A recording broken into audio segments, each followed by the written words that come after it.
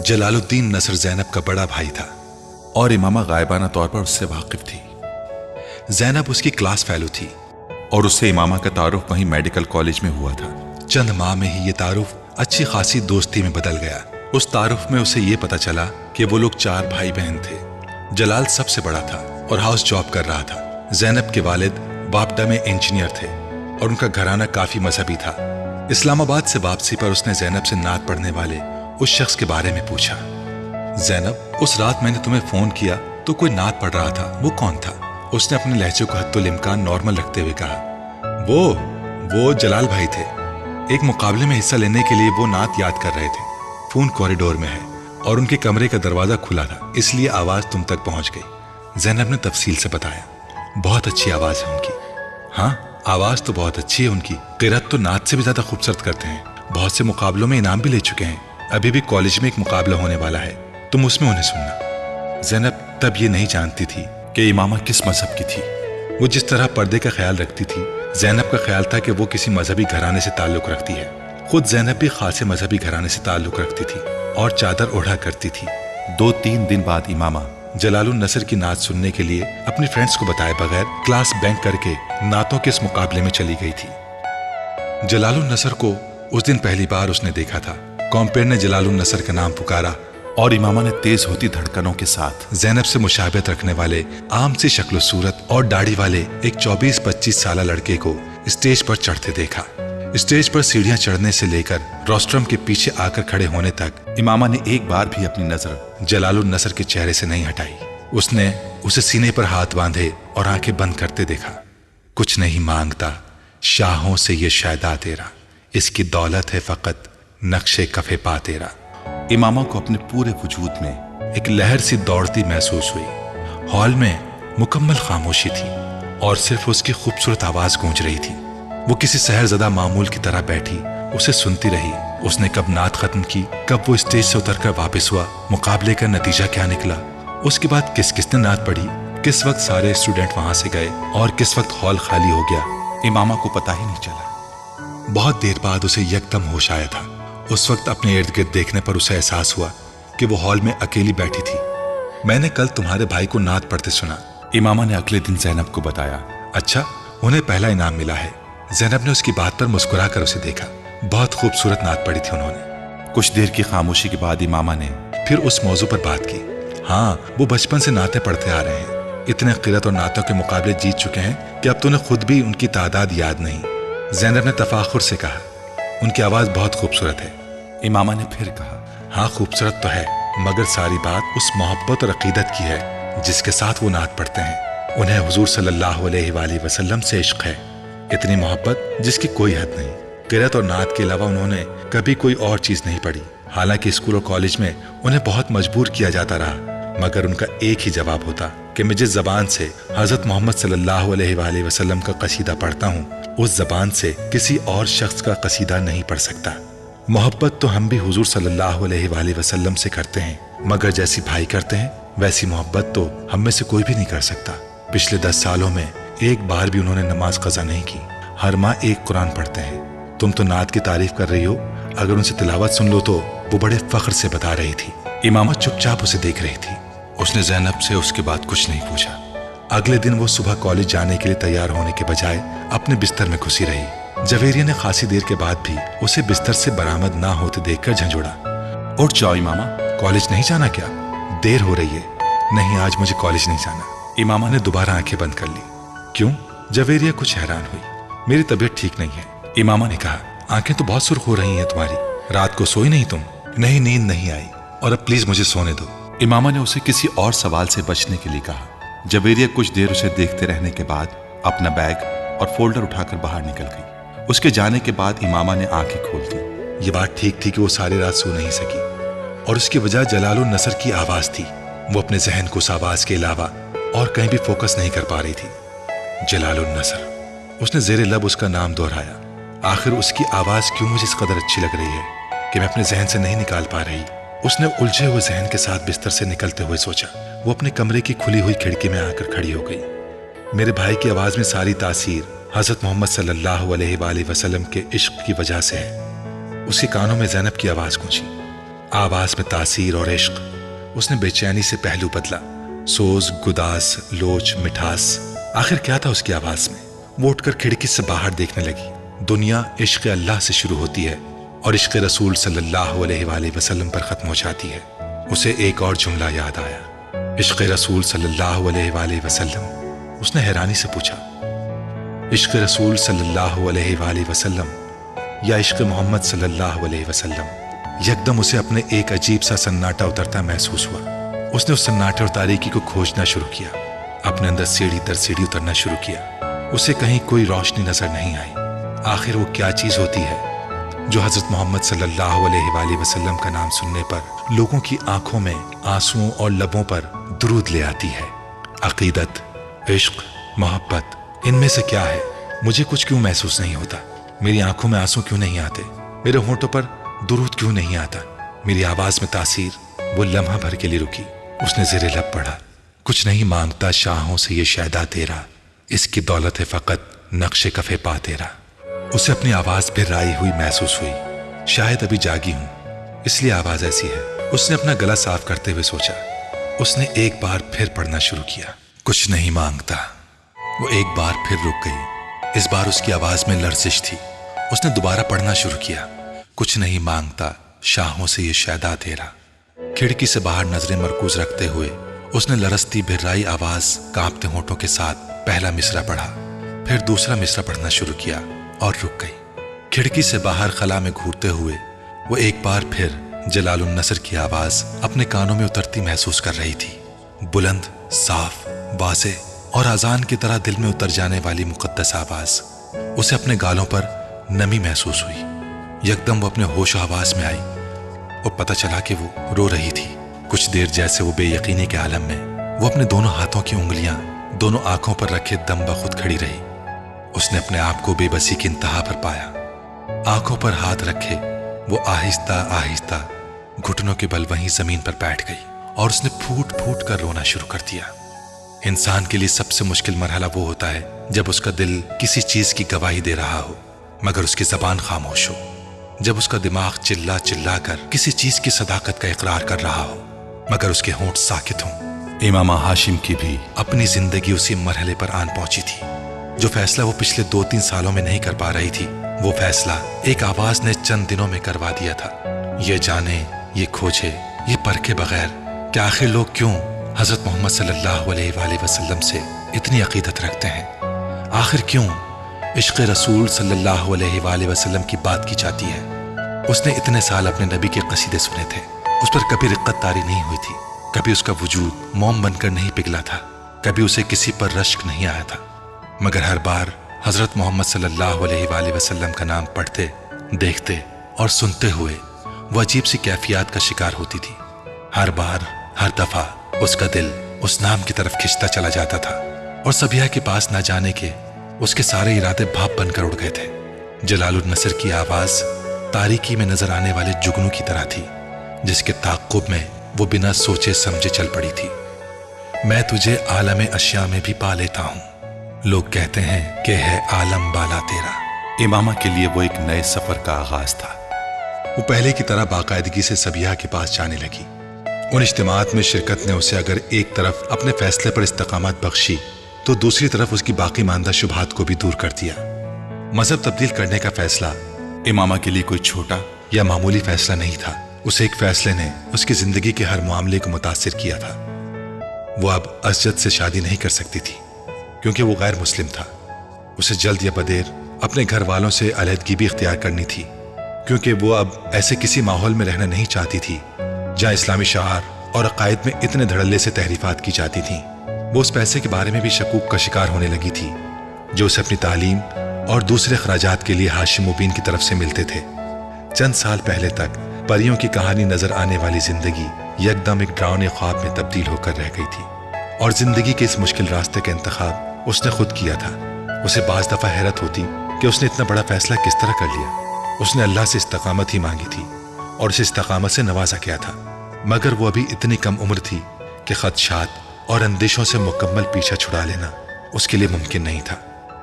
امامہ، تم فی الحال اپنے والدین کو مذہب کی تبدیلی کے بارے میں نہ بتاؤ، اپنے پیروں پر کھڑی ہو جاؤ۔ उस वक्त न सिर्फ तुम आसानी से असजद से शादी से इनकार कर सकती हो, बल्कि उन्हें अपने मजहब की तब्दीली के बारे में भी बता सकती हो।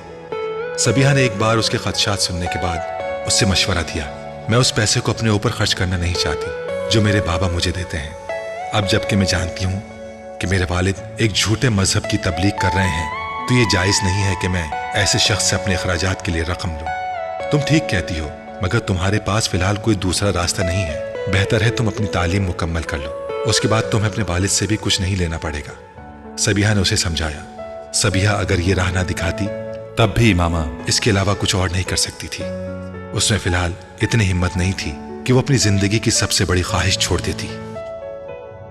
उस वक्त रात के 10 बजे थे जब वो सिनेमा से बाहर निकल आया था। उसके हाथ में अब भी पॉपकॉर्न का पैकेट था। वो किसी गहरी सोच में डूबा हुआ पॉपकॉर्न खाते हुए सड़क पर चल रहा था। आधे घंटे तक सड़कें नापते रहने के बाद उसने एक बहुत बड़े बंगले की घंटी बजाई थी। साहब, खाना लगा दूं? लाउंज में दाखिल होने पर मुलाजिम ने उसे देखकर पूछा। नहीं, उसने नफी में सर हिलाते हुए कहा। दूध? नहीं। वो रुके बगैर वहां से गुजरता चला गया। अपने कमरे में दाखिल होकर उसने दरवाजा बंद कर लिया। कमरे की लाइट ऑन करके वो कुछ देर बेमकसद इधर उधर देखता रहा, फिर बाथरूम की तरफ बढ़ गया। शेविंग किट निकालकर उसके अंदर एक रेजर ब्लेड निकाल लिया और उसे लेकर बेडरूम में आ गया। अपने बेड पर बैठकर उसने साइड टेबल पर पड़ा हुआ लैंप जला लिया और बेडरूम की ट्यूबलाइट बंद कर दी। रेजर ब्लेड के ऊपर मौजूद रैपर को उतारकर वो कुछ देर लैंप की रोशनी में उसकी तेज धार को देखता रहा। फिर उसने ब्लेड के साथ अपने दाएं हाथ की कलाई की रग को एक झटके से काट दिया। उसके मुंह से एक सिसकी निकली और फिर उसने होंठ भींच लिए। वो अपनी आंखों को खुला रखने की कोशिश कर रहा था। उसकी कलाई बेड से नीचे लटक रही थी और खून की धार अब सीधा कारपेट पर गिरकर उसमें जज्ब हो रही थी। उसका जहन जैसे किसी गहरी खाई में जा रहा था। फिर उसने कुछ धमाके सुने। तारीकी में जाता हुआ जहन एक बार फिर झमाके के साथ रोशनी में आ गया। शोर अब बढ़ता जा रहा था। वो फौरी तौर पर शोर की वजह नहीं समझ पा रहा था। उसने एक बार फिर अपनी आंखें खोल दी, मगर वो किसी चीज को समझ नहीं पा रहा था। वो सो रही थी जब हड़बड़ाकर उठ बैठी। कोई उसका दरवाजा बजा रहा था। इमामा, इमामा। वसीम दरवाजा बजाते हुए बुलंद आवाज में उसका नाम पुकार रहा था। क्या हुआ? क्यों चिल्ला रहे हो? दरवाजा खोलते ही उसने कुछ हवास बाख्तगी के आलम में वसीम से पूछा, जिसका रंग उड़ा हुआ था। फर्स्ट एड बॉक्स है तुम्हारे पास? वसीम ने उसे देखते ही फौरन पूछा। हाँ, क्यों? वो मजीद परेशान हुई। बस उसे लेकर मेरे साथ आ जाओ। वसीम ने कमरे के अंदर दाखिल होते हुए कहा। क्या हुआ? उसके पैरों के नीचे से जैसे जमीन खिसकने लगी। चूचू ने फिर खुदकुशी की कोशिश की है। अपनी कलाई काट ली है उसने। मुलाजिम आया हुआ है नीचे उसका। मेरे साथ चलो। इमामा ने बेइख्तियार इत्मीनान भरा सांस लिया। तुम्हारे दोस्त को मेंटल हॉस्पिटल में होना चाहिए, जिस तरह की हरकत करता फिरता है। इमामा ने नागवारी से अपने बेड पर पड़ा हुआ दुपट्टा ओढ़ते हुए कहा। मैं तो इसे देखते ही भाग आया हूं। अभी वो होश में था। उसने मुड़कर इमामा को बताया। वो दोनों अब उसके पीछे सीढ़ियां उतर रहे थे। तुम उसे हॉस्पिटल ले जाते। इमामा ने आखिरी सीढ़ी पर पहुंचकर कहा। वो भी ले जाऊंगा, पहले तुम उसकी कलाई वगैरह तो बांधो, खून तो बंद हो। वसीम, मैं उसे कोई बहुत अच्छी किस्म की फर्स्ट एड नहीं दे सकती। पता नहीं उसने किस चीज से कलाई काटी है और जख्म कितना गहरा है। उसके अपने घर वाले कहाँ हैं? बात करते करते इमामा को ख्याल आया, उसके घर में कोई भी नहीं है, सिर्फ मुलाजिम है। वो तो कोई फोन कॉल आई थी जिस पर मुलाजिम उसे बुलाने के लिए गया। जब अंदर से कोई जवाब नहीं आया तो परेशान होकर दूसरे मुलाजिमों के साथ मिलकर उसने दरवाजा तोड़ दिया। वो दोनों साथ साथ चलते हुए अब अपने घर से निकल आए। तुम्हारा ये दोस्त जो है ना, इमामा ने कुछ नाराजगी के आलम में वसीम के साथ चलते हुए सालार के बारे में कुछ कहना चाहा, मगर वसीम ने गुस्से में पलटकर उसको झड़क दिया। फॉर गॉड सेक, अपनी लानत मलामत बंद नहीं कर सकती तुम? उसकी हालत सीरियस है और तुम उसकी बुराइयों में मसरूफ हो। ऐसी हरकतें करने वालों के लिए मेरे पास कोई हमदर्दी नहीं है। वो दोनों अब सालार के लाउंज में पहुंच चुके थे। चंद कदम चलने के बाद वसीम एक मोड़ मुड़ा और कमरे के अंदर दाखिल हो गया। इमामा उसके पीछे ही थी, मगर फिर जैसे करंट खाकर रुक गई। कमरे के दरवाजे के अंदर दाखिल होते ही सामने कद आदम खिड़कियों पर कुछ मॉडल्स और एक्ट्रेसेस की बड़ी बड़ी उरिया तस्वीरें इस तरह लगाई गई थीं कि एक लम्हे के लिए इमामा को यूं लगा जैसे वो तमाम लड़कियां हकीकी तौर पर उस कमरे में मौजूद हैं। उसका चेहरा सुर्ख हो गया। एक तरफ बेड पर पड़े हुए जख्मी के बारे में उसकी राय कुछ और खराब हो गई। वो तस्वीरें उसके किरदार की पस्ती का एक और सबूत थी और कमरे में 3-4 लोगों की मौजूदगी में उसके लिए वो तस्वीरें खासी खिफ़्फ़त और शर्मिंदगी का बाइस बन रही थीं। उन तस्वीरों से नजरें चुराते हुए वो तेजी से डबल बेड की तरफ आ गई, जहां सालार सिकंदर लेटा हुआ था। वसीम उसके पास बेड पर बैठा फर्स्ट एड बॉक्स खोल रहा था, जबकि इमामा का बड़ा भाई सालार की उस कलाई को बेडशीट के एक लटके हुए कोने के साथ दबाकर खून रोकने की कोशिश कर रहा था, जबकि खुद सालार नशे में डूबे किसी इंसान की तरह अपना दायां हाथ छुड़वाने की कोशिश कर रहा था। वो वसीम और वहां मुलाजिमों से कुछ कह भी रहा था। इमामा के आगे बढ़ते ही उसके बड़े भाई ने उस कुर्सी को छोड़ दिया जिस पर वो बैठे थे। उसके जख्म को देखो, मैंने चादर से खून रोकने की कोशिश की है, मगर मैं कामयाब नहीं हुआ। उन्होंने उसकी कलाई इमामा को थमाते हुए कहा। इमामा ने कुर्सी पर बैठते ही उसकी कलाई के गिर्द लिपटा हुआ कोना हटाया। जख्म बहुत गहरा और लंबा था। एक नजर डालते ही उसे अंदाजा हो गया था। सालार ने फिर एक झटके के साथ अपना हाथ खींचने की कोशिश की, मगर इमामा मजबूती से कलाई के कुछ नीचे से उसका बाजू पकड़े रही। वसीम, बस बैंडेज निकाल दो, ये जख्म बहुत गहरा है, यहाँ कुछ नहीं हो सकता। बैंडेज करने से खून रुक जाएगा, फिर तुम लोग इसे हॉस्पिटल ले जाओ। उसने एक नजर नीचे कारपेट पर जज्ब होते हुए खून पर डाली। वसीम तेजी से फर्स्ट एड बॉक्स में से बैंडेज निकालने लगा। सालार ने बेड पर लेटे लेटे अपने सर को झटका दिया और आंखें खोलने की कोशिश की।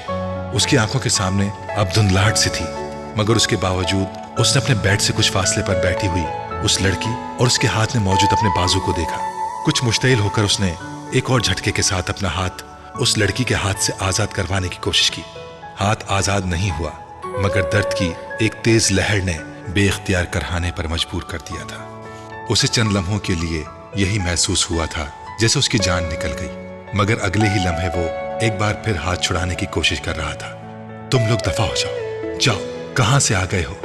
उसने कुछ मुश्तिल होकर लड़खड़ाते हुए लहजे में कहा। यह मेरा कमरा है, तुम लोगों को अंदर आने की जुर्रत कैसे हुई? तुम वसीम, तुम दफा हो जाओ। Get lost, just get lost, bloody bastard, उसने बुलंद आवाज में मगर लड़खड़ाती जबान से कहा। इमामा ने उसके मुंह से निकलने वाली गाली को सुना। एक लम्हे के लिए उसके चेहरे का रंग बदला, मगर वो फिर उसका हाथ मजबूती से पकड़े बैठी रही। उसने वसीम से कॉटन लेकर कराहते हुए सालार की कलाई के जख्म पर रख दी, जो हाथ को खींचने और हिलाने से बाज नहीं आ रहा था, और वसीम के हाथ से लेकर लपेटना शुरू कर दिया। सालार ने धुंधलाई आंखों के साथ अपनी कलाई के गिर्द किसी चीज की नरमी को महसूस किया। कुछ बेबसी और झुंझलाहट के आलम में सालार ने अपने बाएं हाथ के जोर से अपने दाएं हाथ को छुड़ाने की कोशिश की थी। धुंधलाई आंखों के साथ उसका आगे बढ़ने वाला बायां हाथ लड़की के सर से टकराया था। उसके सर से न सिर्फ दुपट्टा उतरा था, बल्कि उसके बाल भी खुल गए थे। इमामा ने हड़बड़ा कर उसे देखा, जो एक बार फिर अपना बायां हाथ आगे ला रहा था। इमामा ने अपने बाएं हाथ से उसकी कलाई को पकड़े रखा, जबकि दाएं हाथ में पकड़ी बैंडेज छोड़कर अपनी पूरी कुव्वत से अपना दायां हाथ उसके दाएं गाल पर दे मारा। थप्पड़ इतना जन्नाटेदार था कि एक लम्हे के लिए सालार की आंखों के सामने छाई हुई धुंध छट गई। खुले मोर आंखों के साथ दम बखुद उसने लड़की को देखा था, जो सुर्ख चेहरे के साथ बुलंद आवाज में उससे कह रही थी, अब अगर तुम हिले तो मैं तुम्हारा दूसरा हाथ भी काट दूंगी। सुना तुमने? सालार ने उस लड़की के अक़ब में वसीम को कुछ कहते सुना, मगर वो कुछ समझ नहीं पाया। उसका जहन मुकम्मल तौर पर तारीकी में डूब रहा था। मगर उसने फिर एक आवाज सुनी, नस्वानी आवाज, इसका ब्लड प्रेशर चेक करो। सालार को बेइख्तियार चंद लम्हे पहले अपने गाल पर पड़ने वाला थप्पड़ याद आया। वो चाहने के बावजूद आंखें नहीं खोल सका। वही नस्वानी आवाज एक बार फिर गूंजती थी, मगर इस बार वो उस आवाज को कोई मफहूम नहीं पहना सका। उसका जहन मुकम्मल तौर पर तारीकी में डूब गया था। अगली बार जब उसे होश आया तो वो एक प्राइवेट क्लिनिक में मौजूद था। आंखें खोलकर उसने एक बार फिर अपने इर्द गिर्द देखने की कोशिश की। कमरे में उस वक्त एक नर्स मौजूद थी, जो उसके पास खड़ी ड्रिप को सही करने में मसरूफ थी। सालार ने उसे मुस्कुराते देखा था। वो उससे कुछ कहना चाह रहा था, मगर उसका जहन एक बार फिर तारीकी में डूब गया।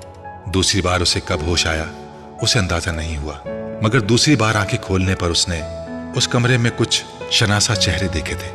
उसे आंखें खोलते देखकर मम्मी उसकी तरफ बढ़ाई थी। कैसा महसूस कर रहे हो तुम? उन्होंने उस पर झुकते हुए बेताबी से कहा। जस्ट फाइन, सालार ने दूर खड़े सिकंदर उस्मान को देखते हुए धीमे लहजे में कहा। इससे पहले कि उसकी मम्मी कुछ और कहती, कमरे में मौजूद एक डॉक्टर आगे आ गया था। वो उसकी नब्ज चेक करने लगा था। डॉक्टर ने इंजेक्शन लगाने के बाद एक बार फिर उसे ड्रिप लगाई। सालार ने कुछ बेजारी के साथ ये कार्रवाइयां देखी। ड्रिप लगाने के बाद वो सिकंदर उस्मान और उसकी बीवी से बातें करने लगा। सालार उस गुफ्तगू के दौरान छत को घूरता रहा। फिर कुछ देर बाद डॉक्टर कमरे से निकल गया। कमरे में अब बिल्कुल खामोशी थी। सिकंदर उस्मान और उसकी बेगम अपना सर पकड़े बैठे थे। उनकी तमाम कोशिशों और एहतियात के बावजूद ये सालार सिकंदर की खुदकुशी की चौथी कोशिश थी और इस बार वो वाकई मरते मरते बचा था। डॉक्टर्स के मुताबिक अगर चंद मिनटों की ताखिर हो जाती तो वो उसे बचा नहीं सकते थे। सिकंदर और उनकी बीवी को मुलाजिम ने रात 2 बजे सालार की खुदकुशी की इस कोशिश के बारे में बताया था। वो दोनों मियाँ बीवी पूरी रात सो नहीं सके थे। सिकंदर उस्मान ने सुबह फ्लाइट मिलने तक तकरीबन 150 सिगरेट फूंक डाले थे, मगर उसके बावजूद उनकी बेचैनी और इस्तराब में कमी नहीं हो पा रही थी। मेरी समझ में नहीं आता ये आखिर इस तरह की हरकतें क्यों करता है। आखिर इस पर हमारी नसीहतों और हमारे समझाने का असर क्यों नहीं हुआ। सिकंदर उस्मान ने दौरान सफर कहा। मेरा तो दिमाग फटने लगा है जब मैं उसके बारे में सोचता हूँ। क्या नहीं किया मैंने उसके लिए। हर सहूलत, बेहतरीन तालीम, हत्ता के बड़े से बड़े साइकेट्रिस्ट को दिखा चुका हूँ, मगर नतीजा वही ढाक के 3 पात। मेरी तो समझ में नहीं आता कि मुझसे क्या गलती हो गई है जो मुझे ये सजा मिल रही है। जानने वालों के दरमियान मजाक बन गया हूं मैं इसकी वजह से। सिकंदर उस्मान बहुत परेशान थे। हर वक्त मेरा दम हलक में अटका रहता है कि पता नहीं वो किस वक्त क्या कर गुजरे। इतनी एहतियात बरतने का नतीजा ये निकला है कि एक बार हम गाफिल हुए और फिर वही हरकत कर गुजरा है। तैयबा ने अपनी आंखों में उमटते हुए आंसुओं को टिश्यू के साथ साफ किया। वो दोनों उसी तरह की बातें करते हुए कराची से इस्लामाबाद आए थे, मगर सालार के सामने आकर दोनों को चुप लग गई थी। उन दोनों को ही समझ में नहीं आ रहा था कि वो इस हालत में उससे क्या कहें। सालार को उनकी दिली और ज़हनी कैफियत का अच्छी तरह अंदाजा था और उनकी खामोशी को वो गनीमत जान रहा था। उन्होंने उस दिन उससे कुछ नहीं कहा था। अगले दिन भी वो दोनों खामोश ही रहे थे, मगर तीसरे दिन उन दोनों ने अपनी खामोशी तोड़ दी। मुझे सिर्फ ये बताओ कि आखिर तुम ये सब क्यों कर रहे हो। सिकंदर ने उस रात बड़ी तहम्मुल मिजाजी से उसके साथ गुफ्तगू का आगाज किया था। आखिर तुम्हारे साथ मसला क्या है। तुमने वादा किया था कि तुम ऐसी कोई हरकत नहीं करोगे। मैंने उसी वादे पर तुम्हें स्पोर्ट्स कार भी लेकर दी थी। हर बात मान रहे हैं हम लोग तुम्हारी, फिर भी तुम्हें कतन एहसास नहीं है हम लोगों का, ना खानदान की इज्जत का। सालार उसी तरह चुप बैठा रहा। किसी और का नहीं तो हम दोनों का ही ख्याल करो। तुम्हारी वजह से हमारी रातों की नींदें उड़ गई हैं। तैयबा ने कहा, तुम्हें कोई परेशानी, कोई प्रॉब्लम है तो हमसे डिस्कस करो, हमसे कहो, मगर इस तरह मरने की कोशिश करना। तुमने कभी सोचा है कि अगर तुम इन कोशिशों में कामयाब हो जाते तो हमारा क्या होता। सालार खामोशी से उनकी बातें सुन रहा था। उनकी बातों में कुछ भी नया नहीं था। खुदकुशी की हर कोशिश के बाद वो उनसे इसी तरह की बातें सुनता था। कुछ बोलो, चुप क्यों हो, कुछ समझ आ रहा है तुम्हें। तैयबा ने झुंझला कर कहा। वो उन्हें देखने लगा। माँ बाप को इस तरह जलील करके बड़ी खुशी मिलती है तुम्हें। इस कदर शानदार मुस्तकबिल है तुम्हारा और तुम अपनी अहमकाना हरकतों से अपनी जिंदगी खत्म करने की कोशिश कर रहे हो। लोग तरसते हैं इस तरह के एकेडमिक रिकॉर्ड के लिए। सिकंदर उस्मान ने उसे उसका एकेडमिक रिकॉर्ड याद दिलाने की कोशिश की। सालार ने बेइख्तियार एक जमा ही ली। वो जानता था अब वो उसके बचपन से लेकर उसकी अब तक की कामयाबियों को दोहराना शुरू करेंगे। अगले 15 मिनट उस मौजू पर बोलने के बाद उन्होंने थक कर पूछा, आखिर तुम कुछ बोल क्यों नहीं रहे हो। बोलो। मैं क्या बोलूं, सब कुछ तो आप दोनों ने कह दिया। सालार ने कुछ उकताए हुए अंदाज में कहा, मेरी जिंदगी मेरा पर्सनल मामला है। फिर भी मैंने आपको बताया है कि दरअसल मैं मरने की कोशिश नहीं कर रहा था। सिकंदर ने उसकी बात काटी। तुम जो भी कर रहे थे वो मत करो, हम पर कुछ रहम खाओ। सालार ने नाराजी से बाप को देखा। तुम आखिर ये क्यों नहीं कह देते कि तुम आइंदा ऐसी हरकत नहीं करोगे। फजूल में क्यों बहस करते जा रहे हो। इस बार तैयबा ने उससे कहा, अच्छा ठीक है, नहीं करूंगा ऐसी कोई भी हरकत। सालार ने बेजारी से जैसे उन दोनों से जान छुड़ाने के लिए कहा। सिकंदर ने एक गहरी सांस ली। वो उसके वादे पर मुतमईन नहीं हुए थे, ना वो ना उनकी बीवी, मगर ऐसे वादे लेने के अलावा उनके पास कोई और चारा नहीं था। वो बचपन से अपने इस बेटे पर फख्र करते आ रहे थे, मगर पिछले कुछ सालों से उनका वो फख्र खत्म हो गया था। जितना परेशान उन्हें सालार ने किया था उतना उनके बाकी बच्चों ने मिलकर भी नहीं किया था। अब कैसा है तुम्हारा दोस्त। गए थे तुम उसकी खैरियत दरियाफ्त करने। इमामा वसीम के साथ मार्केट जा रही थी कि अचानक उसे सालार का ख्याल आया। पहले से तो हालत काफी बेहतर है उसकी, शायद कल परसों तक डिस्चार्ज हो जाए। वसीम ने उसे सालार के बारे में तफसीलात से आगाह किया। तुम चलोगी वापसी पर उसको देखने। वसीम को अचानक ख्याल आया। मैं? इमामा हैरान हुई। मैं क्या करूंगी जाकर, खैरियत दरियाफ्त करना, और क्या करना है तुम्हें। वसीम ने संजीदगी से कहा। अच्छा। इमामा ने तामुल से कहा, चलो ठीक है चलेंगे। हालांकि इस तरह के मरीज की अयादत करना फजूल है। उसने लापरवाही से कंधे उचकाते हुए कहा, वैसे मुझे तवक्को थी कि उसके पेरेंट्स हमारे घर आएंगे शुक्रिया वगैरह अदा करने, کہ ہم نے ان کے بیٹے کی جان بچائی، کس قدر بر وقت مدد کی تھی ہم نے، مگر انہوں نے تو بھولے سے ہمارے گھر کا رخ نہیں کیا۔ امامہ نے تبصرہ کیا، تم ان بیچاروں کی کنڈیشن کا اندازہ نہیں کر سکتی، کس منہ سے وہ شکریہ ادا کرنے آئے، اور پھر اگر کوئی یہ پوچھ بیٹھے کہ آپ کے بیٹے نے ایسی حرکت کیوں کی تو وہ دونوں کیا جواب دیں گے؟ وہ بیچارے عجیب مشکل میں پھنسے ہوئے ہیں۔ وسیم نے قدر افسوس کرنے والے انداز میں کہا، ویسے اس کے پیرنٹس نے میرا بہت شکریہ ادا کیا، اور امی اور بابا پرسوں جب اس کی خیریت دریافت کرنے گئے تھے تو انہوں نے وہاں بھی ان دونوں کا بہت شکریہ ادا کیا۔ یہ تو امی اور بابا کی سمجھداری تھی کہ انہوں نے ان سے کوئی سوال نہیں کیا سالار کے بارے میں، ورنہ تو ادھر بھی خاصی خفت کا سامنا کرنا پڑتا۔ وسیم نے گاڑی موڑتے ہوئے کہا، مگر آخر تمہارے اس دوست کا مسئلہ کیا ہے؟ کیوں بیٹھے بٹھائے اس طرح کی احمقانہ حرکتیں کرنے لگتا ہے؟ امامہ نے پوچھا، تم مجھ سے اس طرح پوچھ رہی ہو جیسے وہ مجھے سب کچھ بتا کر یہ سب کچھ کرتا ہے۔ مجھے کیا پتا وہ کس لیے کرتا ہے یا کیوں کرتا ہے؟ تمہارا اتنا گہرا دوست ہے، تم پوچھتے کیوں نہیں اس سے؟ اتنا گہرا بھی نہیں ہے کہ ایسی باتوں کے بارے میں وہ مجھے بتانے لگے، اور ویسے بھی میں کیوں کرے دوں گا؟ ہوگا اس کا کوئی مسئلہ؟ تو پھر بہتر نہیں ہے کہ تم ایسے دوستوں سے کچھ فاصلے پر رہو، ایسے لوگوں سے دوستی اچھی نہیں ہوتی۔ اگر کل کو تم نے بھی اس طرح کی حرکتیں شروع کر دی تو؟ ویسے تم نے اس دن جو حرکت کی تھی وہ اگر اسے یاد رہی تو ہماری دوستی میں خود ہی خاصا فرق آ جائے گا۔ وسیم نے کچھ جتانے والے انداز میں کہا، میں نہیں سمجھتی کہ اسے وہ تھپڑ یاد ہوگا، صحیح طور پر ہوش میں تو نہیں تھا۔ تم نے ذکر کیا اس سے اس بارے میں؟ امامہ نے پوچھا۔ نہیں، مجھ سے کہا تو نہیں، مگر ہو سکتا ہے کہ اسے یاد ہو۔ تم نے اچھا نہیں کیا تھا، اس نے حرکت ہی ایسی کی تھی، ایک تو اپنا ہاتھ کھینچ رہا تھا، دوسرے گالیاں دے رہا تھا، اور اوپر سے میرا دوپٹہ بھی کھینچ لیا۔ اس نے دوپٹہ نہیں کھینچا تھا، اس کا ہاتھ لگا تھا۔ وسیم نے سالار کا دفاع کرتے ہوئے کہا، جو بھی تھا اس وقت تو مجھے بہت غصہ آیا تھا، مگر بعد میں مجھے بہت افسوس ہوا تھا، اور میں نے تو اللہ کا شکر ادا کیا کہ وہ بچ گیا۔ اگر کہیں وہ مر جاتا تو مجھے تو بہت ہی پچھتاوا ہوتا اپنے اس تھپڑ کا۔ امامہ نے قدر معذرت خواہانہ انداز میں کہا، چلو تم آج جا رہی ہو تو معذرت کر لینا۔ وسیم نے مشورہ دیا۔ کیوں ایکسکیوز کروں؟ ہو سکتا ہے اسے کچھ یاد ہی نہ ہو، پھر میں خواہ گڑھے مردے اکھاڑوں، اسے یاد دلاؤں کہ میں نے اس کے ساتھ کیا کیا تھا۔ امامہ نے فوراً کہا، اور فرض کرو اسے سب کچھ یاد ہوا تو کیا ہوگا؟ وہ کون سا ہمارا رشتہ دار ہے کہ اس سے تعلقات خراب ہو جائیں گے یا میل جول میں فرق پڑے گا؟ امامہ نے لاپرواہی سے جواب دیا۔ شاپنگ کرنے کے بعد وسیم اسے کلینک لے آیا جہاں سالار زیر علاج تھا۔ وہ دونوں جس وقت اس کمرے میں داخل ہوئے اس وقت وہ سوپ پینے میں مصروف تھا۔ سالار نے وسیم کے ساتھ آنے والی لڑکی کو دیکھا اور فوراً پہچان لیا تھا، اگرچہ اس رات اس حالت میں وہ اسے شناخت نہیں کر سکا، مگر اس وقت اسے دیکھتے ہی وہ اسے پہچان گیا تھا۔ اپنی ممی سے یہ بات وہ پہلے ہی جان چکا تھا کہ وسیم کی بہن نے اسے فرسٹ ایڈ دی تھی، مگر اسے وہ فرسٹ ایڈ یاد نہیں تھی، بس وہ زناٹے دار تھپڑ یاد تھا جو اس رات اسے پڑا تھا۔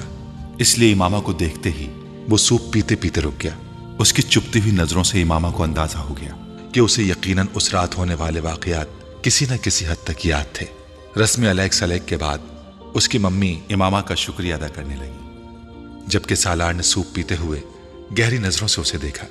وسیم سے اس کی دوستی کو کئی سال گزر چکے تھے اور اس نے وسیم کے گھر میں امامہ کو بھی کئی بار دیکھا تھا، مگر اس سے پہلے کبھی توجہ نہیں دی تھی۔ اس دن پہلی بار وہ اس پر قدر تنقیدی انداز میں غور کر رہا تھا۔ اس کے دل میں امامہ کے لیے تشکر یا احسان مندی کے لیے کوئی جذبات نہیں تھے۔ اس کی وجہ سے اس کے سارے پلان کا بیڑا غرق ہو گیا تھا۔ امامہ اس کی ممی سے گفتگو میں مصروف تھی، مگر وہ وقتاً فوقتاً اپنے اوپر پڑنے والی اس کی نظروں سے بھی واقف تھی۔ زندگی میں پہلی بار اسے کسی کی نظریں اتنی بری لگی تھیں۔ ایک لمحے کے لیے اس کا دل چاہا وہ اٹھ کر وہاں سے بھاگ جائے۔ سالار کے بارے میں اس کی رائے اور بھی خراب ہو گئی تھی۔ وہ اپنے اس تھپڑ کے لیے معذرت کے ارادے سے وہاں آئی تھی، مگر اس وقت اس کا دل چاہا اسے 2-4 اور تھپڑ لگا دے۔ تھوڑی دیر وہاں بیٹھنے کے بعد فوراً ہی واپس جانے کے لیے اٹھ کھڑی ہوئی، اور واپس جاتے ہوئے اس نے سالار کے ساتھ الیک سلیک کا تکلف بھی نہیں کیا تھا۔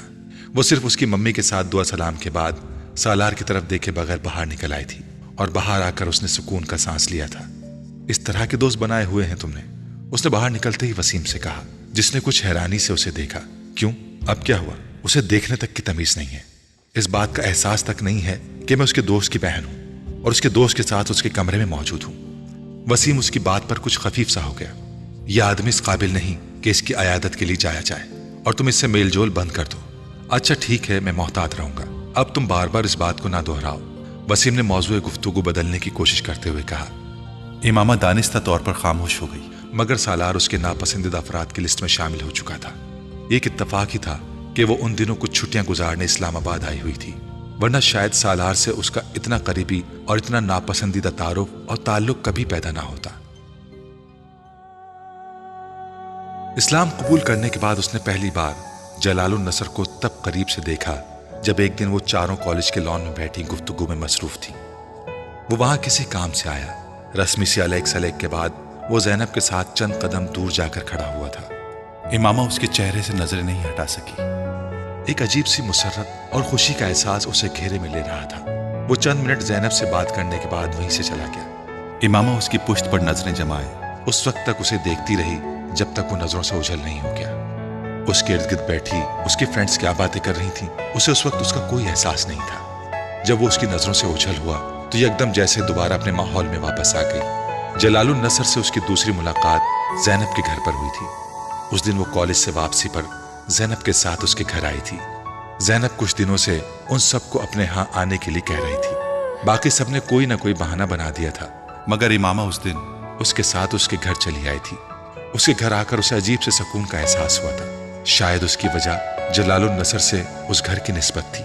वो ड्राइंग रूम में बैठी हुई थी और ज़ैनब चाय तैयार करने के लिए किचन में गई थी। जब जलाल ड्राइंग रूम में दाखिल हुआ, इमामा को वहां देखकर कुछ चौंक सा गया। शायद उसे इमामा को वहां देखने की तवक्को नहीं थी। अस्सलाम वालेकुम, क्या हाल है आपका? जलाल ने शायद इस तरह बेधड़क अंदर दाखिल होने पर अपनी झेप मिटाने के लिए कहा। इमामा ने रंग बदलते चेहरे के साथ उसका जवाब दिया। ज़ैनब के साथ आई हैं आप? उसने पूछा। जी। ज़ैनब कहाँ है? मैं दरअसल उसको ढूंढते हुए यहाँ आ गया। मुझे पता नहीं था कि उसकी कोई दोस्त यहाँ मौजूद है।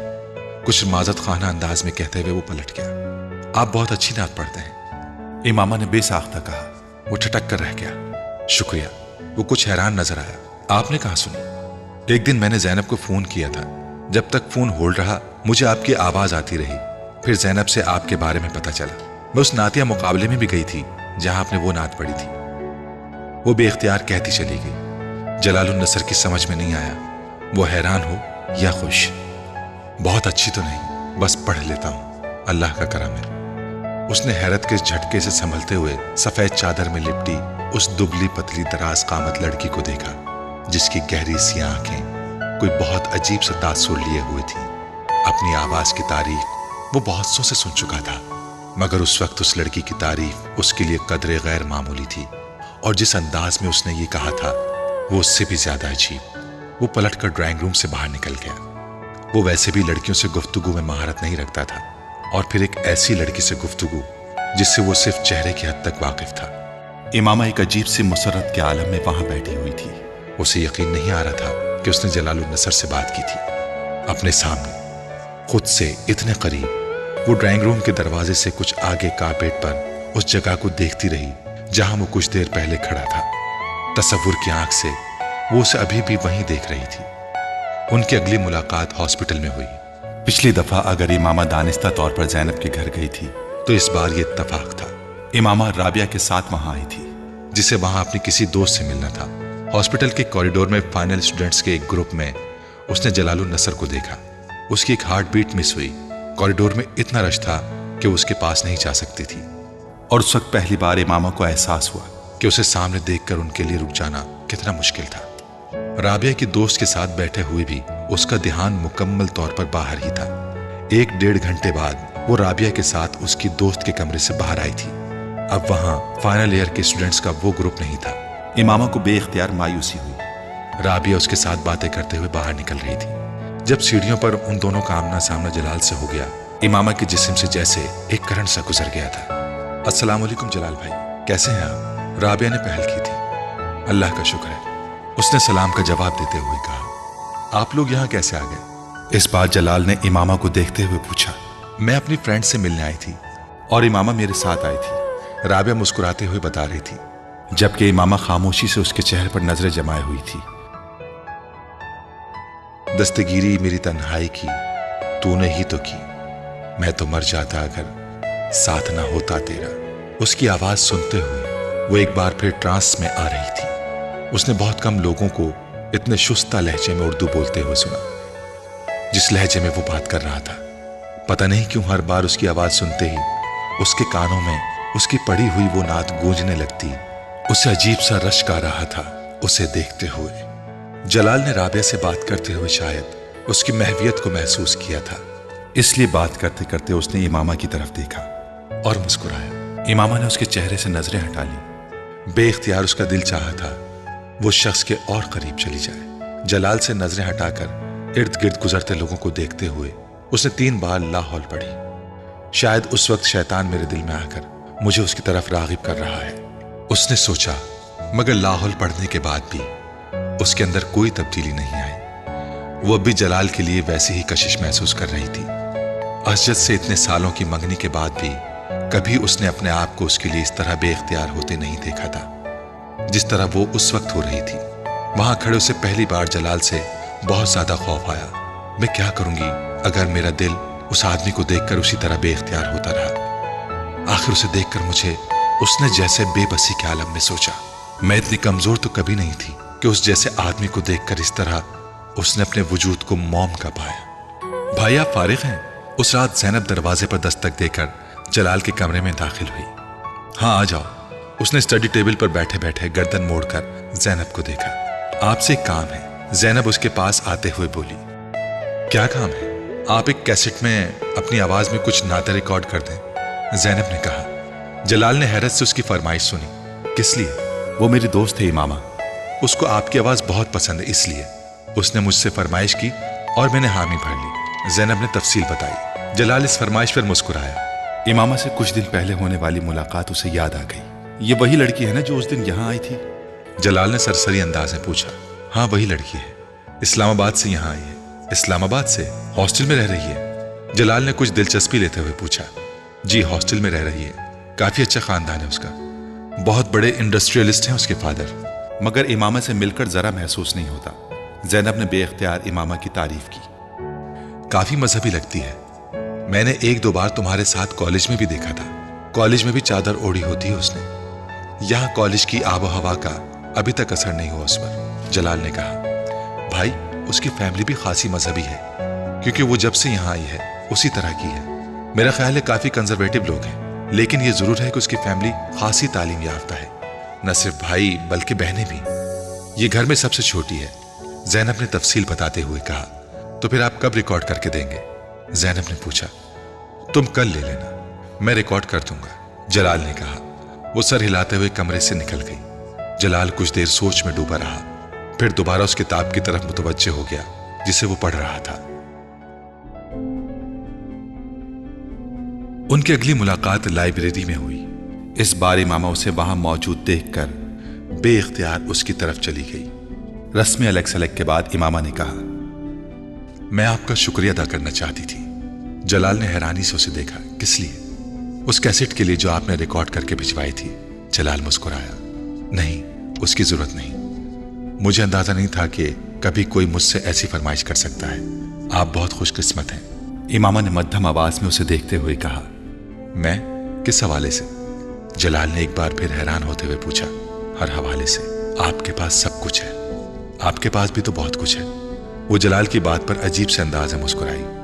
जलाल को शुबा हुआ कि उसकी आंखों में कुछ नमी नमूदार हुई थी, मगर वो यकीन से नहीं कह सकता था।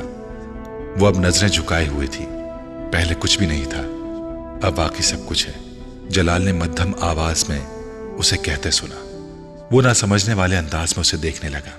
आप इतनी मोहब्बत से रसूल सल्लल्लाहु अलैहि वसल्लम का नाम लेते हैं तो मैं सोचती हूँ कि मैंने अपनी बात अधूरी छोड़ दी।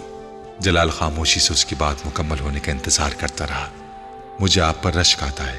चंद लम्हे बाद वो आहिस्ता से बोली। सब लोगों को तो इस तरह की मोहब्बत नहीं होती जैसी मोहब्बत आपको हजरत मोहम्मद सल्लल्लाहु अलैहि वसल्लम से है। हो भी जाए तो हर कोई इस तरह मोहब्बत का इजहार नहीं कर सकता कि दूसरे भी रसूल सल्लल्लाहु अलैहि वसल्लम की मोहब्बत में गिरफ्तार होने लगे। मोहम्मद सल्लल्लाहु अलैहि वसल्लम को भी आपसे बड़ी मोहब्बत होगी। उसने नजरें उठाई। उसकी आंखों में कोई नमी नहीं थी। शायद मुझे वहम हुआ था, जलाल ने उसे देखते हुए सोचा। ये मैं नहीं जानता। अगर ऐसा हो तो मैं वाकई बहुत खुशकिस्मत इंसान हूं। मैं तो सिर्फ ये जानता हूं कि मुझे वाकई हुजूर अकरम सल्लल्लाहु अलैहि वसल्लम से बड़ी मोहब्बत है। मुझ जैसे लोगों के लिए इतना ही काफी है। हर एक को अल्लाह इस मोहब्बत से नहीं नवाजता। वो बड़ी रसानियत से कह रहा था। इमामा उसके चेहरे से नजरें नहीं हटा सकी। اسے کبھی کسی شخص کے سامنے اس طرح احساس کمتری نہیں ہوا تھا جس طرح کا احساس کمتری وہ جلال النصر کے سامنے محسوس کرتی تھی۔ شاید میں بھی نعت پڑھ لوں، شاید میں بھی بہت اچھی طرح اسے پڑھ لوں، مگر میں جلال النصر کبھی نہیں ہو سکتی، کبھی نہیں بن سکتی۔ کبھی میری آواز سن کر کسی کا وہ حال نہیں ہو سکتا جو جلال النصر کی آواز سن کر ہوتا ہے۔ وہ لائبریری سے نکلتے ہوئے مسلسل مایوسی کے عالم میں سوچ رہی تھی۔ جلال النصر سے ہونے والی چند ملاقاتوں کے بعد امامہ نے پوری کوشش کی تھی کہ وہ دوبارہ کبھی اس کا سامنا نہ کرے، نہ اس کے بارے میں سوچے، نہ زینب کے گھر جائے۔ حتیٰ کہ اس نے زینب کے ساتھ اپنے تعلقات کو بھی اپنی طرف سے بہت محدود کرنے کی کوشش کی تھی۔ اس کی ہر حفاظتی تدبیر برے طریقے سے ناکام ہوتی گئی۔ ہر گزرتے دن کے ساتھ امامہ کی بے بسی میں اضافہ ہوتا جا رہا تھا، اور پھر اس نے گھٹنے ٹیک دیے تھے۔ اس آدمی میں کوئی چیز ایسی ہے جس کے سامنے میری ہر مزاحمت دم توڑتی جاتی ہے، اور شاید اس کا یہ اعتراف ہی تھا جس نے اسے ایک بار پھر جلال کی طرف متوجہ کر دیا تھا۔ پہلے اس کے لیے اس کی بے اختیاری لاشعوری تھی، پھر اس نے شعوری طور پر جلال کو اسجد کی جگہ دے دی۔ آخر کیا برائی ہے اگر میں اس شخص کا ساتھ چاہوں جس کی آواز مجھے بار بار اپنے پیغمبر صلی اللہ علیہ وآلہ وسلم کی طرف لوٹنے پر مجبور کرتی ہے؟ میں کیوں اس شخص کے حصول کی خواہش نہ کروں جو حضرت محمد صلی اللہ علیہ وآلہ وسلم سے مجھ سے بھی زیادہ محبت رکھتا ہے؟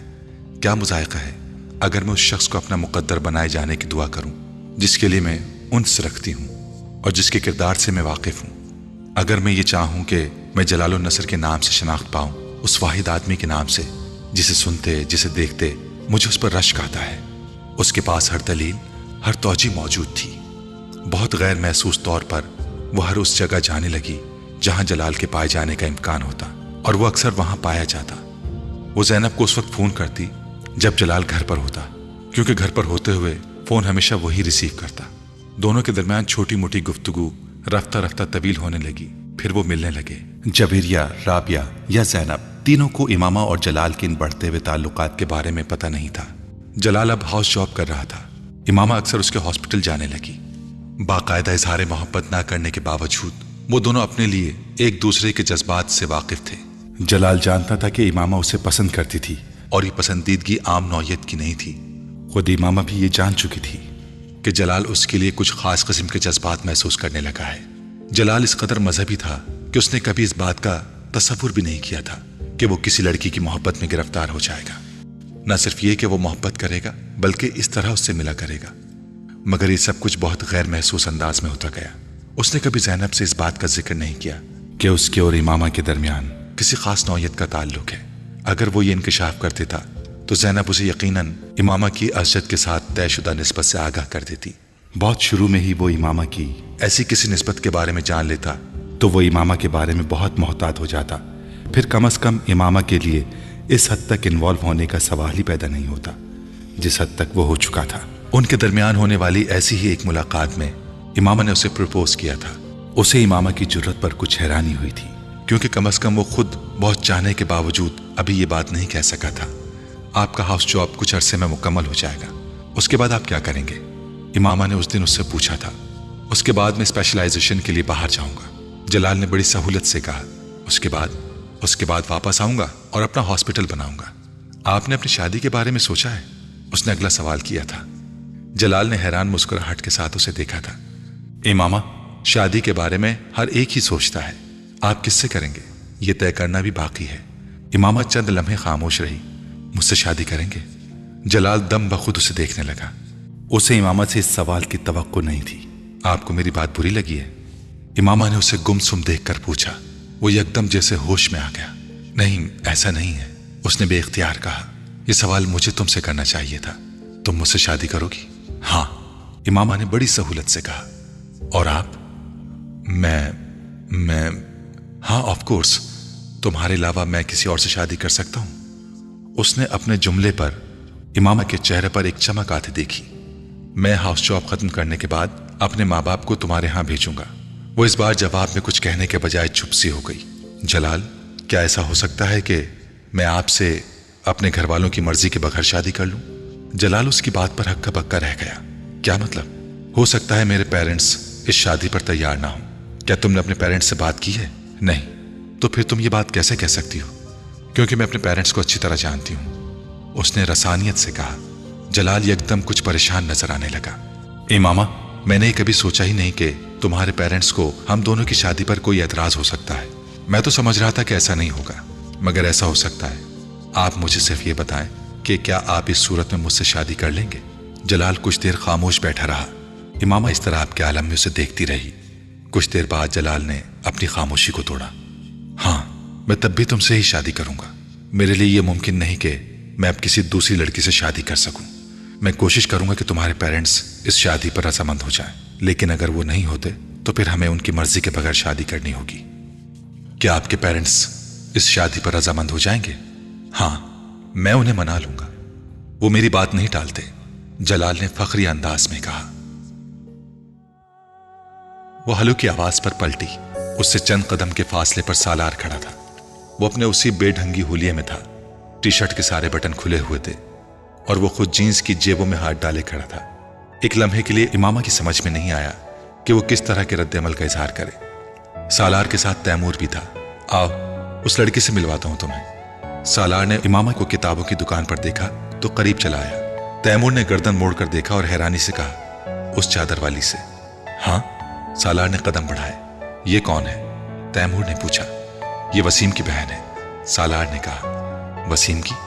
मगर तुम इससे क्यों मिल रहे हो? वसीम और उसकी फैमिली तो खासी कंजर्वेटिव है, इससे मिलकर क्या करोगे? तैमूर ने इमामा पर दूर से एक नजर डालते हुए कहा। पहली बार नहीं मिल रहा हूं, पहले भी मिल चुका हूं। बात करने में क्या हर्ज है? सालार ने उसकी बात सुनी अनसुनी करते हुए कहा। इमामा ने मैगजीन हाथ में पकड़े पकड़े एक नजर सालार को और एक नजर उसके साथ खड़े लड़के को देखा जो तकरीबन सालार जैसे हुलिये में ही था। How are you? सालार ने उसे अपनी तरफ मुतवज्जा देखकर कहा। फाइन। इमामा ने मैगजीन बंद करते हुए उसे देखा। यह तैमूर है, वसीम से इसकी भी खासी दोस्ती है, सालार ने तारुफ कराया। इमामा ने एक नजर तैमूर को देखा, फिर हाथ के इशारे से शॉपिंग सेंटर के एक हिस्से की तरफ इशारा करते हुए कहा, वसीम वहां है। सालार ने गर्दन मोड़कर उसकी तरफ देखा जिस तरफ उसने इशारा किया था और फिर कहा, मगर हम वसीम से मिलने तो नहीं आए? तो? इमामा ने संजीदगी से कहा, आपसे बात करने आए हैं। मगर मैं तो आपको नहीं जानती, फिर आप मुझसे क्या बात करने आए हैं? इमामा ने सर्द महरी से कहा। उसे सालार की आंखों से वहशत होने लगी थी। काश ही किसी से नजर झुकाकर बात करना सीख लेता, खासतौर पर किसी लड़की से। उसने मैगजीन दोबारा खोल लिया। आप मुझे नहीं जानती? सालार मजाक उड़ाने वाले अंदाज में हंसा। आपके घर के साथ ही मेरा घर है, यकीनन है, मगर आपको जाती तौर पर नहीं जानती। उसने उसी रूखाई से मैगजीन पर नजरें जमाए हुए कहा, चंद माह पहले आपने एक रात मेरी जान बचाई थी। सालार ने मजाक उड़ाने वाले अंदाज में उसे याद दिलाया। मेडिकल की स्टूडेंट होने की हैसियत से यह मेरा फर्ज था। मेरे सामने कोई भी मर रहा हो, मैं यही करती। अब मुझे एक्सक्यूज करें, मैं कुछ मसरूफ हूं। सालार उसके कहने के बावजूद टस से मस नहीं हुआ। तैमूर ने उसके बाजू को हौले से खींचकर चलने का इशारा किया। शायद उसे वसीम के हवाले से इमामा का लिहाज था, मगर सालार ने अपना बाजू छुड़ा लिया। मैं उस रात आपकी मदद के लिए शुक्रिया अदा करना चाहता था, हालांकि आपने मुझे प्रोफेशनल तरीके से ट्रीटमेंट नहीं दिया था। इस बार सालार ने संजीदगी से कहा। इमामा ने उसकी बात पर मैगजीन से नजरें हटाकर उसे देखा। आपका इशारा अगर उस थप्पड़ की तरफ है तो हाँ, वो बिल्कुल प्रोफेशनल नहीं था और मैं उसके लिए माजरत करती हूँ। मैंने उसे माइंड नहीं किया, मेरा इशारा उस तरफ नहीं था, सालार ने लापरवाही से कहा। मुझे तवक्को थी कि आप उस थप्पड़ को माइंड नहीं करेंगे, क्योंकि उसी के मुस्तहिक थे, एक नहीं 10। उसने जुमले का आधा हिस्सा जब्त कर लिया। वैसे आपका इशारा किस तरफ था? बेहद थर्ड क्लास तरीके से बैंडेज की थी आपने मेरी, और आपको प्रॉपर तरीके से ब्लड प्रेशर चेक करना नहीं आता, सालार ने लापरवाही से कहते हुए च्युइंगम की एक स्टिक अपने मुंह में डाली। इमामा के कान की लोएं सुर्ख हो गई। वो पलकें झपकाए बगैर उसे देखती रही। अफसोसनाक बात है कि एक डॉक्टर को ऐसे मामूली काम नहीं आते हों जो किसी भी आम आदमी को आते हैं। इस बार उसका अंदाज फिर मजाक उड़ाने वाला था। मैं डॉक्टर नहीं हूं, मेडिकल के इब्तिदाई सालों में हूं, पहली बात। और जहां तक अनप्रोफेशनल होने का ताल्लुक है तो अगली बार सही। आपने तो अभी इस तरह की कई कोशिशें करनी है। मैं आहिस्ता आहिस्ता आप पर प्रैक्टिस करके अपना हाथ साफ कर लूंगी। एक लम्हे के लिए कुछ नहीं बोल सका, फिर उसके चेहरे पर मुस्कुराहट उभरी, यूं जैसे वो उसकी बात पर महसूस हुआ था, मगर शर्मिंदा नहीं। उसने उसका इजहार भी कर दिया। अगर आप मुझे शर्मिंदा करने की कोशिश कर रही हैं तो आप इसमें नाकाम होंगी। मैं जानती हूं आप शर्मिंदा नहीं होते, ये सिर्फ इंसानों में होती है। इमामा ने उसकी बात काट दी। आपके ख्याल में मैं क्या हूं? सालार ने उसी अंदाज में कहा। पता नहीं, एक वेट इस बारे में आपको ज्यादा बेहतर गाइड कर सकेगा। वो इस बार उसकी बात पर हंसा। 2 पैरों पर चलने वाले जानवर को हर मेडिकल डिक्शनरी इंसान कहती है, और मैं 2 पैरों पर चलता हूं। रीछ से लेकर कुत्ते तक हर 4 पैरों वाला जानवर 2 पैरों पर चल सकता है, अगर उसे जरूरत पड़े या उसका दिल चाहे तो। मगर मेरे 4 पैर नहीं, और फिर मैं जरूरत के वक्त नहीं, हर वक्त ही 2 पैरों पर चलता हूं। सालार ने अजीब अंदाज में अपने लफ्जों पर जोर देते हुए कहा, यह आपकी खुशकिस्मती है कि आपके 4 पैर नहीं हैं, इसीलिए मैंने आपको वेट से मिलने को कहा। वो आपको आपकी खुसूसियत के बारे में सही बताएगा। इमामा ने सर्द आवाज में कहा। वो उसे जिच करने में वाकई कामयाब हो चुका था। वैसे जितनी अच्छी तरह से आप जानवरों के बारे में जानती हैं, आप एक बहुत अच्छी वेट साबित हो सकती हैं। आपके इल्म से खासा मुतासिर हुआ हूं मैं। इमामा के चेहरे की सुर्खी में कुछ और इजाफा हो गया। अगर आप मेरी वेट बन जाएं तो मैं आपके बताए हुए मशवरे के मुताबिक आप ही के पास आया करूंगा, ताकि आप मेरे बारे में रिसर्च करके मुझे बता सकें। सालार ने बड़ी संजीदगी से कहा। वो इसकी बात के जवाब में कुछ नहीं कह सकी, सिर्फ उसे देख कर रह गई। वो जरूरत से कुछ ज्यादा ही मुंह फट था, और ऐसे शख्स के साथ लंबी गुफ्तगू करना आ बैल मुझे मार के मुतरादिफ था, और वो ये हिमाकत कर चुकी थी। वैसे आप क्या फीस चार्ज करेंगी? वो बड़ी संजीदगी से पूछ रहा था। ये वसीम बता देगा। इमामा ने इस बार उसे धमकाने की कोशिश की। चलें ठीक है, मैं वसीम से पूछ लूंगा। इस तरह तो खासी आसानी हो जाएगी। वो उसकी धमकी को समझने के बावजूद मरऊब नहीं हुआ, और उसने इमामा को यह जता भी दिया। तैमूर ने एक बार फिर उसका बाजू पकड़ लिया। आओ सालार चलते हैं, मुझे एक जरूरी काम याद आ रहा है। उसने उजलत के आलम में सालार को अपने साथ तकरीबन घसीटने की कोशिश की, मगर सालार ने तवज्जो नहीं दी। चलते हैं यार, इस तरह खींचो तो मत। वो इस तरह कहते हुए एक बार फिर इमामा की तरफ मुतवज्जे हो गया।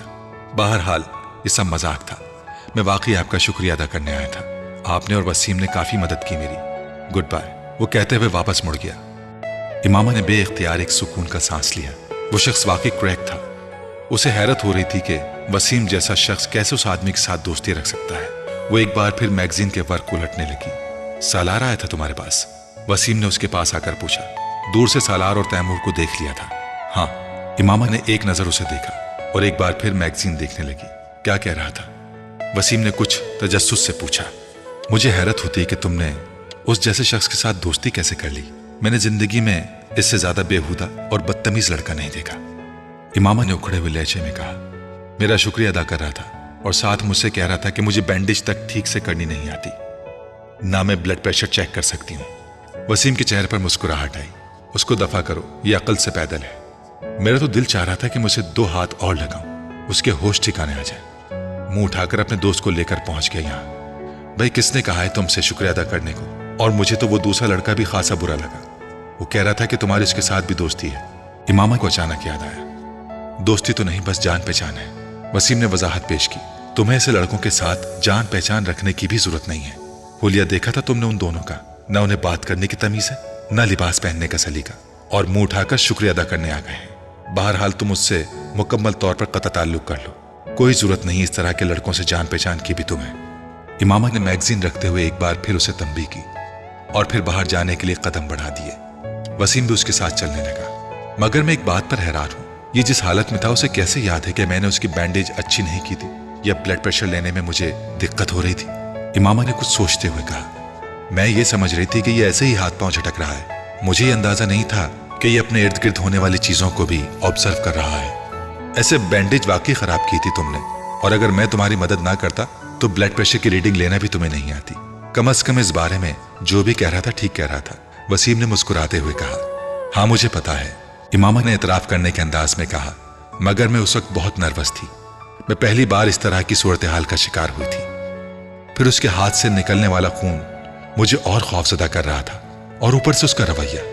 किसी खुदकुशी करने वाले इंसान को इस तरह की हरकतें करते नहीं देखा था मैंने। और तुम डॉक्टर बनने जा रही हो, वो भी काबिल और नामवर डॉक्टर, ना काबिल यकीन। वसीम ने तबसरा किया।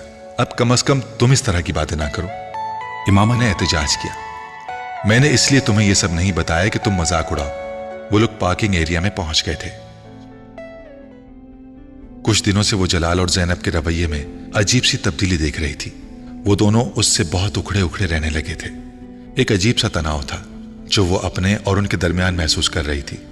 उसने 1-2 बार जलाल को हॉस्पिटल फोन किया, मगर हर बार उसे यही जवाब मिलता कि वो मसरूफ है। वो जैनब को अगर कॉलेज से लेने भी आता तो पहले की तरह उससे नहीं मिलता था। अगर मिलता भी तो सिर्फ रस्मी अलग सलेग के बाद वापस चला जाता। वो शुरू में उस तब्दीली को अपना वहम समझती रही, मगर फिर ज्यादा परेशान होने पर वो एक दिन जलाल के हॉस्पिटल चली आई। जलाल का रवैया बेहद सर्द था। इमामा को देखकर उसके चेहरे पर मुस्कुराहट तक नहीं आई।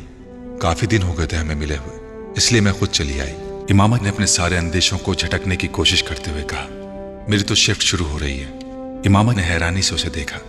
जैनब बता रही थी कि इस वक्त आपकी शिफ्ट खत्म होती है, मैं इसीलिए इस वक्त आई हूँ।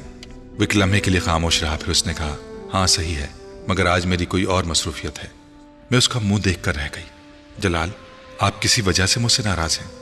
एक लम्हे के तवक्कुफ के बाद उसने कहा, नहीं, मैं किसी से नाराज नहीं हूं। जलाल ने उसे रूखाई से कहा कि आप 10 मिनट बाहर आकर मेरी बात सुन सकते हैं।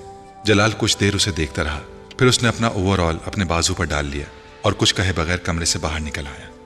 बाहर जाते ही जलाल ने अपने रिस्ट वॉच पर एक नजर दौड़ाई। ये शायद उसके लिए बात शुरू करने का इशारा था। आप मेरे साथ इस तरह मिसबिहेव क्यों कर रहे हैं?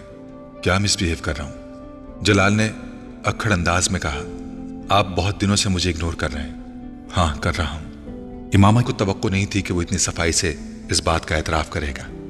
क्योंकि मैं तुमसे मिलना नहीं चाहता। वो कुछ लम्हों के लिए कुछ नहीं बोल सकी। क्यों? ये बताना जरूरी नहीं, उसने उसी तरह अक्खड़ अंदाज में कहा।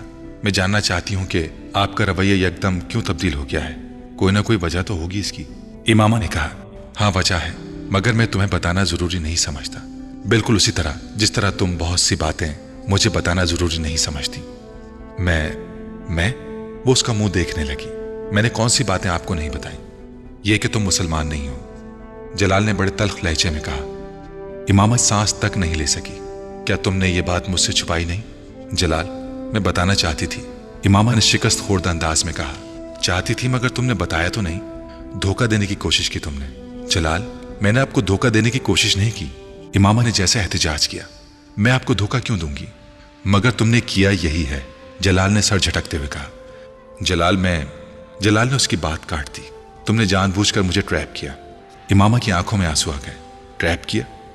उसने जेर लब जलाल के लफ्जों को दोहराया।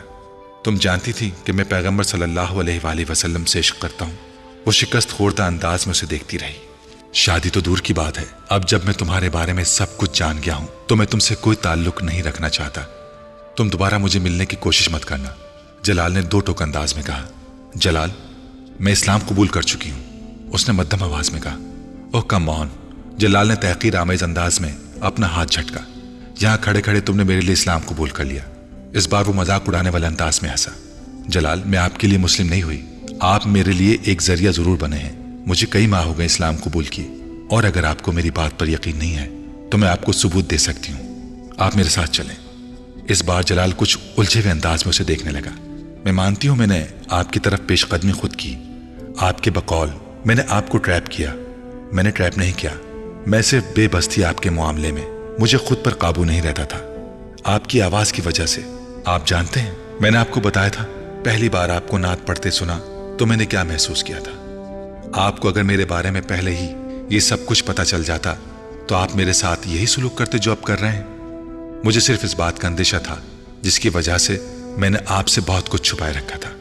बाज बातों में इंसान को अपने ऊपर इख्तियार नहीं होता। मुझे भी आपके मामले में खुद पर कोई इख्तियार नहीं होता। उसने रंजीदगी से कहा, तुम्हारे घर वालों को इस बात का पता है?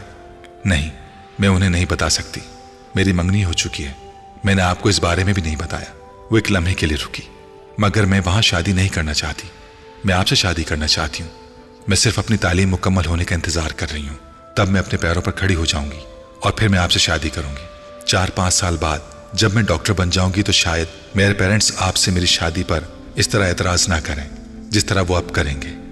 अगर मुझे ये खौफ ना हो कि वो मेरी तालीम खत्म करवा कर मेरी शादी असजद से कर देंगे तो शायद मैं उन्हें इस बात के बारे में बता देती कि मैं इस्लाम कबूल कर चुकी हूँ। मगर मैं अभी पूरी तरह उन पर डिपेंडेंट हूँ, मेरे हाथ बंधे हुए हैं। आप वो वाहिद रास्ता थे जो मुझे नजर आया। मुझे वाकई आपसे मोहब्बत है। फिर मैं आपको शादी की पेशकश ना करती तो और क्या करती? आप इस सूरत हाल का अंदाजा नहीं कर सकते जिसका सामना मैं कर रही हूँ। मेरी जगह पर होते तो आपको अंदाजा होता कि मैं झूठ बोलने के लिए कितनी मजबूर हो गई थी। जलाल कुछ कहे बगैर पास मौजूद लकड़ी की बेंच पर बैठ गया। वो अब मजीद परेशान नजर आ रहा था। इमामा ने अपनी आंखें पोंछ ली। क्या आपके दिल में मेरे लिए कुछ भी नहीं है? सिर्फ इसलिए मेरे साथ इन्वॉल्व हैं क्योंकि मैं आपसे मोहब्बत करती हूँ। जलाल ने उसके सवाल का जवाब देने के बजाय उससे कहा, इमामा बैठ जाओ, पूरा पेंडोरा बॉक्स खुल गया है मेरे सामने। अगर मैं तुम्हारी सूरत हाल का अंदाजा नहीं कर सकता तो तुम भी मेरी पोजीशन को नहीं समझ सकती। इमामा उससे कुछ फासले पर रखी बेंच पर बैठ गई। मेरे वालिदैन कभी गैर मुस्लिम लड़की से मेरी शादी नहीं करेंगे, कतई नजर इसके कि मैं उससे मोहब्बत करता हूं या नहीं। जलाल, मैं गैर मुस्लिम नहीं हूं, तुम अब नहीं हो, मगर पहले तो थी, और फिर तुम्हारा खानदान। मैं उन दोनों चीजों के बारे में कुछ नहीं कर सकती, इमामा ने बेबसी से कहा। जलाल ने जवाब में कुछ नहीं कहा। कुछ देर वो दोनों खामोश रहे। क्या आप अपने पेरेंट्स की मर्जी के बगैर मुझसे शादी नहीं कर सकते? कुछ देर बाद इमामा ने कहा, यह बहुत बड़ा कदम होगा। जलाल ने नफी में सर हिलाते हुए कहा, और बिलफर्जी काम करने का सोच भी लूं तो भी नहीं हो सकता। तुम्हारी तरह मैं भी अपने पेरेंट्स पर डिपेंडेंट हूं। जलाल ने अपनी मजबूरी बताई। मगर आप हाउस जॉब कर रहे हैं, चंद सालों में एस्टेब्लिश हो जाएंगे। इमामा ने कहा, मैं हाउस जॉब के बाद स्पेशलाइजेशन के लिए बाहर जाना चाहता हूं, और ये मेरे पेरेंट्स की माली मदद के बगैर नहीं हो सकता। स्पेशलाइजेशन के बाद ही वापस आकर अपनी प्रैक्टिस एस्टेब्लिश कर सकता हूं। 3-4 साल अपनी स्टडीज खत्म करने में भी लग जाएंगे। जलाल ने उसे याद दिलाया। फिर इमामा ने उसे मायूसी से देखा। फिर यह कि मुझे सोचने का वक्त हो, शायद मैं कोई रास्ता निकाल सकूं। तुम्हें छोड़ना नहीं चाहता, मगर मैं अपना करियर भी खराब नहीं कर सकता। मेरा प्रॉब्लम सिर्फ यह है कि मेरे पास कुछ भी नहीं है। जो कुछ है माँ बाप का है, और वो अपनी सारी जमा पूंजी मुझ पर खर्च कर रहे हैं, ये सोचकर कि मैं कल को उनके लिए कुछ करूंगा। वो बात करते करते रुका। क्या ऐसा नहीं हो सकता कि तुम्हारे वालिदैन अपनी मर्जी से तुम्हारी शादी मुझसे कर दें? इस सूरत में कम से कम मेरे वालिदैन को ये एतराज तो नहीं होगा कि तुमने अपने वालिदैन की मर्जी के खिलाफ उन्हें बताए बगैर मुझसे शादी की। वो जलाल का चेहरा देखने लगी। मैं नहीं जानती ऐसा हो सकता है या नहीं, मैं कुछ भी नहीं कह सकती। वो मेरी बात मानेंगे या नहीं, मैं। इमामा ने कुछ मायूसी के आलम में बात अधूरी छोड़ दी। जलाल बात मुकम्मल होने का इंतजार करता रहा। मेरी फैमिली में आज तक किसी लड़की ने अपनी मर्जी से बाहर किसी लड़के से शादी नहीं की। मैं ये नहीं बता सकती कि उनका रद्द अमल क्या होगा, मगर मैं ये जरूर बता सकती हूँ कि उनका रद्द अमल बहुत बुरा होगा, बहुत बुरा। वो मुझसे बहुत मोहब्बत करते हैं, लेकिन मुझे ये इजाजत नहीं दे सकते कि मैं इतना बड़ा कदम उठाऊं। आपको अंदाजा होना चाहिए मेरे बाबा को कितनी शर्मिंदगी और बेइज्जती का सामना करना पड़ेगा। सिर्फ मेरे लिए तो वो सब कुछ नहीं बदल देंगे। अगर मुझे अपनी फैमिली से मदद की तवक्को होती तो मैं घर से बाहर सहारों की तलाश में होती, ना ही आपसे इस तरह की मदद मांग रही होती। धीमे लहजे में अपनी आवाज की लर्जिश पर काबू पाते हुए उसने जलाल से कहा, इमामा, मैं तुम्हारी मदद करूंगा। मेरे पेरेंट्स मेरी बात नहीं टालेंगे। समझाने में कुछ वक्त लगेगा, मगर मैं तुम्हारी मदद करूंगा। मैं उन्हें मना लूंगा। तुम ठीक कहती हो, मुझे तुम्हारी मदद करनी चाहिए। वो पुरसोच मगर उलझे हुए अंदाज में उससे कह रहा था। इमामा को अजीब सी ढारस हुई। उसे जलाल से यही तवक्को थी। इमामा ने सोचा, मेरा इंतखाब गलत नहीं है।